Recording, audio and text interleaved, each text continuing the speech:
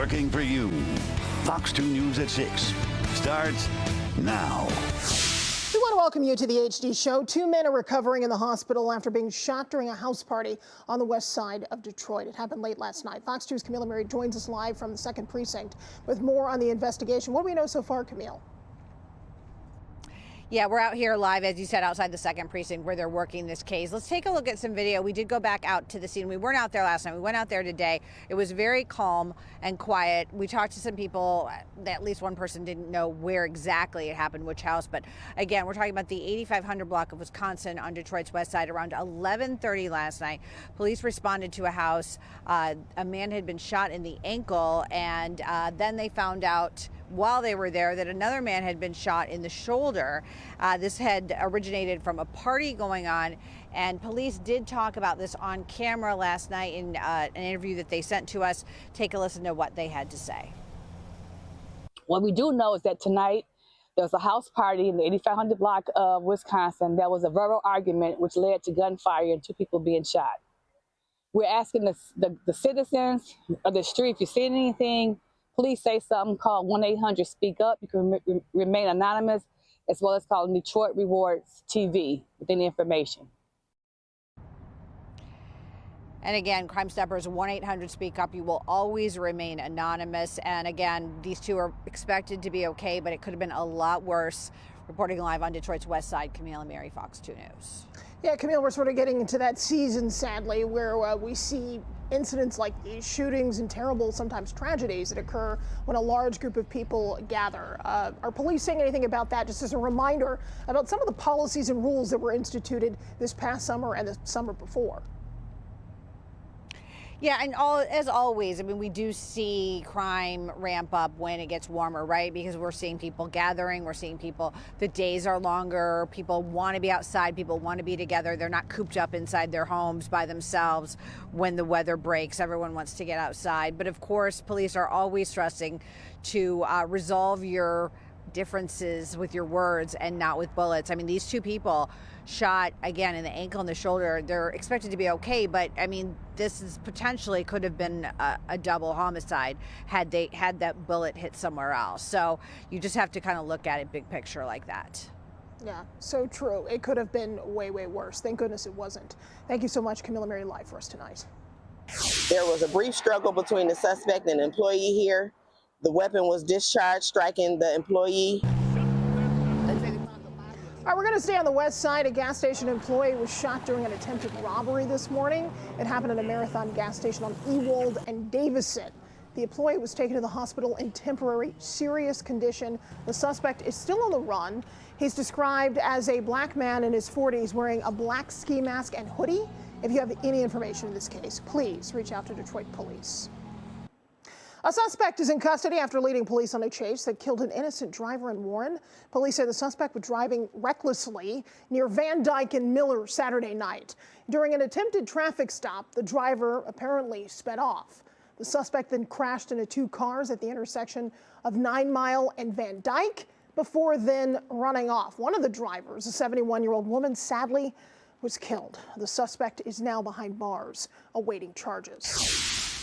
Auburn Hills police are sharing these photos of an MDOT courtesy patrol van that was nearly crushed. You can see the aftermath there. Police say the van was helping with traffic control after an accident on 75 when it was hit by a car that failed to move over. Both drivers did suffer some minor injuries here. The at-fault driver was taken into custody. Police say this serves as a reminder to move over and please, please slow down. A 27-year-old Oxford woman is killed in a head-on crash in Brandon Township. It happened Saturday night on Baldwin Road. Police say the woman was driving south in the northbound lanes, hitting another truck head-on.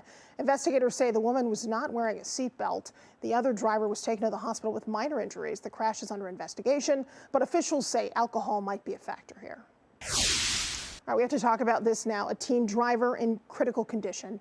Apparently, this person was ejected from his car during a crash. Now, this, we're told, happened overnight on US 23 in Ann Arbor. Police say the 17-year-old boy lost control of his vehicle, crossed the median, and then flipped several times. A 16-year-old female passenger who was trapped inside is in stable condition at last check. Now that crash also remains under investigation. And Redford police are looking into a house fire overnight in the South End. Flames engulfed a home on Riverdale Street overnight. It took emergency crews nearly 2 hours to put out the blaze. Thankfully, no one was home, and there are no injuries that have been reported in association with this. The cause, of course, of that fire is still under investigation. All right, this is new at 6. A Michigan woman learns her fate after being convicted for setting her husband on fire nearly 20 years ago. Investigators say Linda Sturmer doused her husband, Todd Sturmer, in gasoline, set him on fire, and then ran over his body in 2007. Prosecutors say Sturmer killed him after he found out she was having an affair. Sturmer was first convicted in 2010, but was given a new trial date in 2020. However, she was sentenced to life in prison without the possibility of parole. Also new at 6, social media comedian HaHa Davis is behind bars accused of domestic violence. The Detroit native, whose real name is Carlos Davis, was arrested by Utica police on Friday. Investigators haven't yet released more information on the victim or what the circumstances are here. Davis is being held at the Macomb County Jail on $5,000 cash surety bond. Tonight, we have to recognize a somber anniversary that's triggered transformation and permanent change. It's been 5 years since George Floyd was killed during an arrest in Minneapolis. His murder sparked outrage across the nation with protests calling for racial justice. And tonight, Fox is running a special called After George Floyd, shedding light on what has changed and some things that haven't. Murder shook the country, and now 5 years later, we examine the demands for change. Honestly, those were some of the most stressful moments of my career. The police couldn't come in here. How has that changed you, what happened in 2020? After George Floyd, 5 years, 5 stories, beginning Sunday at 9. And this weekend is also the 3rd anniversary of the Robb Elementary School shooting in Uvalde, Texas. An 18-year-old gunman opened fire in a 4th grade classroom, killing 19 children and 2 teachers. A candlelight vigil was held Saturday night to honor their memories and reflect on the lasting effect of this tragedy. I have to turn to this now. Bizarre story out of New York. A cryptocurrency investor is arrested for allegedly kidnapping an Italian tourist and torturing him for weeks inside a luxury Manhattan apartment building. Fox's CB Cotton has that story. Crypto investor accused of using this luxurious Soho townhome as a makeshift torture chamber was arraigned on Saturday morning on a slew of criminal charges and is now behind bars without bail. According to court docs, he beat, pistol whipped, electric shocked, and even threatened to kill the victim, who refused to hand over his Bitcoin password. People who live in this area are confused and shaken. I've rarely ever seen people come in and out of this building, to be honest. So the fact that that was all happening behind closed doors is just, it's shocking all around. Definitely makes you think twice about who your neighbors are, for sure. We've watched as NYPD crime scene investigators have gone back and forth inside the home all day collecting large bags of evidence. Officers say a 28-year-old Italian man broke out of the home on Friday morning and approached an on-duty traffic officer to say he had been kidnapped and tortured inside since May 6. He was taken to the hospital in stable condition. Police sources tell me Polaroid photos were taken of the victim while he was tied up and abused to try and extort the victim's family for the Bitcoin password. John Waltz, the crypto investor who was originally from Kentucky, had to surrender his passport and is now charged with second-degree assault, first-degree kidnapping, first-degree unlawful imprisonment, and criminal possession of a firearm. His attorney declined to comment. We're told he had been renting the home for tens of thousands. The property is nearly 10,000 square feet. The most recent rental listing price, $75,000 a month. The suspect stared straight ahead in silence when leaving the police precinct on Friday night. Was it about the coins? Was it about crypto? A 24-year-old woman was also arrested and faces criminal charges in connection to the case. As of midday on Saturday, there's still another man wanted for questioning.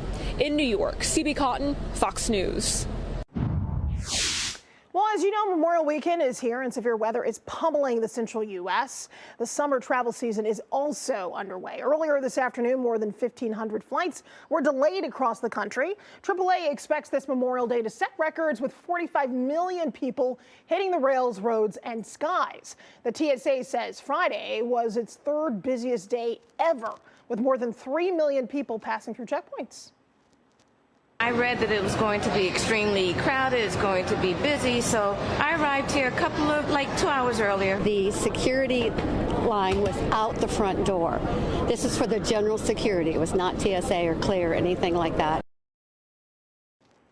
Now, if you want to beat the traffic on Monday, AAA says the best time to drive is before 2 p.m. Blake's Orchard and Cider Mill is kicking off the fun this holiday weekend with a ton of food, winds, and summer activities for the family. Fox 2's Ingrid Kelly has that story.